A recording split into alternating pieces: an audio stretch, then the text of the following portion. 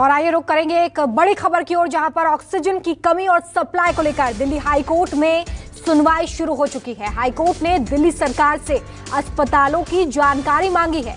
अस्पतालों में बेड को लेकर भी डिटेल मांगी गई है। दिल्ली सरकार से पूछा गया है कि आखिर कितने बेड इस वक्त मौजूद है। प्रभाकर मिश्रा मेरे सहयोगी फोन लाइन पे जुड़ गए। प्रभाकर, सुनवाई शुरू हो चुकी है। देखिए, सुनवाई 11 बजे शुरू हुई थी, लेकिन कुछ डिटेल मांगा था। हाईकोर्ट ने दिल्ली सरकार से कहा कि अस्पतालों की स्थिति क्या है, कितने बेड्स हैं और कितने उसमें आईसीयू में बेड्स हैं, क्या है स्थिति, इसका पूरा डिटेल एक टेबलेशन उसका टेबल बना करके कोर्ट के सामने दिया जाए। और ऐसा करने के बाद से हाईकोर्ट में सुनवाई 2:30 बजे के लिए चल गई है। तो अब सुनवाई 2:30 बजे होगी। चलिए, तो प्रभाकर एक बड़ी जानकारी ये दे रहे हैं कि 2:30 बजे तक ये सुनवाई जो है वो टल गई है। प्रभाकर, जरा ये भी समझाइए कि जिस तरह से हमने कल भी देखा कि हाईकोर्ट की तरफ से कड़ी फटकार दिल्ली सरकार को लगाई गई थी, आज एक बार फिर से जवाब देना है कि ऑक्सीजन की सप्लाई को लेकर क्या अपडेट है, बेड्स को लेकर क्या अपडेट है। ऐसे में आपके पास अभी क्या जानकारी आ पा रही है?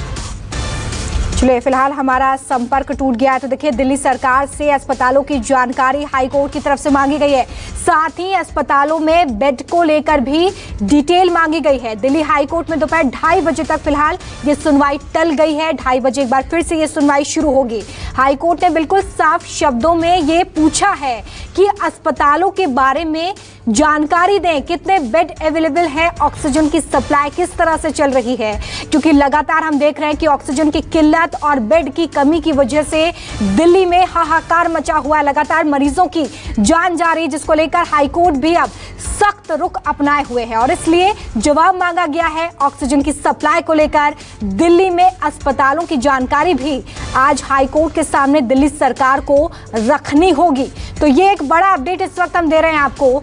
ऑक्सीजन की सप्लाई और बेड्स को लेकर हाईकोर्ट ने दिल्ली सरकार से जानकारी मांगी। और देखिए, वैक्सीनेशन का जो तीसरा फेज है वो 1 मई से शुरू होगा, लेकिन उससे पहले कई सेंटर्स पर इस वक्त लोग वैक्सीनेट होने के लिए लंबी कतारों में नजर आ रहे हैं। मुंबई की तस्वीरें आपके सामने रख रहे हैं, जहां पर वैक्सीनेशन को लेकर लंबी लाइन लगी हुई है। लोग अपनी बारी का इंतजार कर रहे हैं ताकि वो जल्द से जल्द वैक्सीनेट हो सके। कोरोना से लड़ाई में सबसे कारगर हथियार वैक्सीन को माना जा रहा है, लेकिन मुंबई के सबसे बड़े वैक्सीनेशन सेंटर में वैक्सीन खत्म हो चुकी है। इस वक्त मैं उसी सेंटर के ठीक बाहर मौजूद हूं। आपको दिखाऊं कि ये देखिए, आप यहां पर बोर्ड लगाया गया है कि वैक्सीन आउट ऑफ स्टॉक हो चुकी है, यानी कि आज किसी को भी वैक्सीन यहां पर नहीं लगाई जाएगी। हम कई दिनों से देख रहे हैं कि एक दिन वैक्सीन लगाई जाती तो दूसरे दिन कई सेंटर बंद हो जाते हैं, क्योंकि वैक्सीन की कमी यहां पर देखी जा रही है। और इसी के चलते दूर दराज से जो लोग हैं, खास तौर से जो सीनियर सिटीजन हैं, वो यहाँ पर आ रहे हैं। उन्हें भारी दिक्कतों का सामना करना पड़ा। आप देखिए, यहाँ पर तमाम लोग मौजूद हैं जो कि वैक्सीन लगवाने के लिए पहुंचे थे, लेकिन अब यहाँ पर बताया जा रहा है कि वैक्सीन खत्म हो चुकी है। कुछ लोग हैं, उनसे हम बात करने की कोशिश करेंगे। सर, ये बताइए, कहाँ से आए हैं आप और क्या पता चला यहाँ की वैक्सीन खत्म है? हम पवई से आए हैं और अपॉइंटमेंट लेके आए हैं। आज का सिस्टम में 500 दिखा रहा था कल, तो इसलिए हमने बुक कराया और उसके बाद आए, क्योंकि इससे पहले हम हीरानंदानी गए थे। वहाँ हमारे को 18 अप्रैल का अपॉइंटमेंट था। उस दिन भी वैक्सीन नहीं थी वहाँ पर। फिर यहाँ पर वो पेड सेंटर में गए, फिर अनपेड यहाँ पर उन्होंने कहा सिस्टम में देखो, सिस्टम में देख के आप अपॉइंटमेंट लेके आओ। कहाँ से आई हैं? मैं खार से आई हूँ, लेकिन हम लोग फोन लगाते हैं तो फोन भी नहीं ये लोग उठाते हैं, तो हमको मालूम कैसे पड़ेगा ना। हम घर का काम पूरा करके सुबह निकलते हैं और इधर आके जब भी मालूम पड़ता है कि वैक्सीन नहीं है तो कितने परेशानी होती है। तो क्या बता रहे हैं, अभी कोई जानकारी दे रहे हैं कब तक आएगी वैक्सीन? कोई बोल नहीं रहा है, बोलते आज तो नहीं आने वाला है।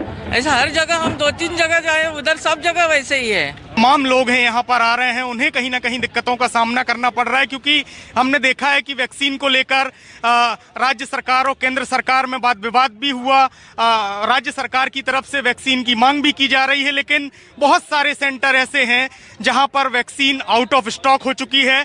ऐसे में जल्द ही अगर केंद्र और राज्य के बीच कोऑर्डिनेशन सही नहीं किया गया, वैक्सीन उपलब्ध नहीं कराई गई, तो फिर कोरोना की ये जंग कहीं ना कहीं हल्की पड़ सकती है। कैमरामैन विनोद के साथ संकेत पाठक, न्यूज़ 24, मुंबई।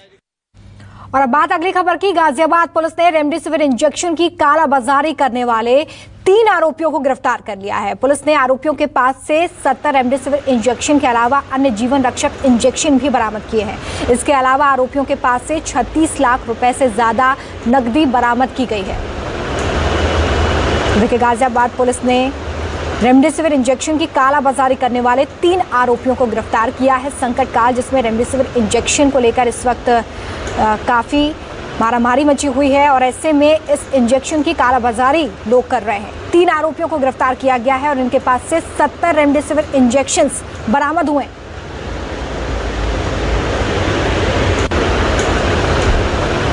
गाजियाबाद से खबर है जहां पर रेमडेसिविर की कालाबाजारी करने वाले 3 आरोपी अब पुलिस की गिरफ्त में है। रेमडेसिविर इंजेक्शन जो कि कोविड के इलाज में काम आती है, इसको कालाबाजारी कर लोगों को बेचने का काम इन आरोपियों की तरफ से किया जा रहा था। और देखिए, एक और महत्वपूर्ण खबर जहां पर पटना NMCH में एक बार फिर से तोड़फोड़ की गई है। कोविड मरीज की मौत से भड़के परिजनों ने डॉक्टर्स को ही निशाना बना दिया। कमरे में बंद करके डॉक्टरों ने खुद को इन परिजनों से बचाया है। डॉक्टर्स ने अपनी जान इस तरह से बचाई है। कोरोना संक्रमण के बाद ये तीसरी घटना जो कि NMCH से सामने आई है। एक बार फिर से तोड़फोड़ की गई है और खुद को कमरे में बंद करके डॉक्टर्स ने अपनी जान बचाई है। दरअसल कोरोना मरीज की मौत के बाद परिजन काफी गुस्से में आ गए, भड़क गए और डॉक्टर्स को ही निशाना बनाने लगे। ये तीसरी घटना इस जगह से सामने आ रही है जहां पर लगातार अब डॉक्टर्स को निशाना बनाया जा रहा है। घटना NMCH से सामने आई है जहां पर एक बार फिर से तोड़फोड़ की गई है। कोरोना मरीज की मौत के बाद परिजनों का गुस्सा फूटा है और इस गुस्से में डॉक्टर को निशाना बनाने के लिए उन पर हमला करने की कोशिश हुई है। और देखिए किस तरीके से यहां पर तोड़फोड़ की गई है, सामान तहस नहस कर दिया गया है। फिलहाल एक छोटा सा ब्रेक देखते रहिए न्यूज़ 24।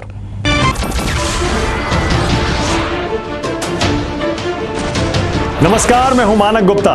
अगर आपको हमारा ये वीडियो पसंद आया हो तो इसे लाइक और शेयर जरूर करें और हाँ, हमें सब्सक्राइब और फॉलो करना ना भूलें ताकि आप देश और दुनिया की कोई खबर मिस ना करें। तो जुड़े रहिए हमारे साथ और देखते रहिए न्यूज़ 24।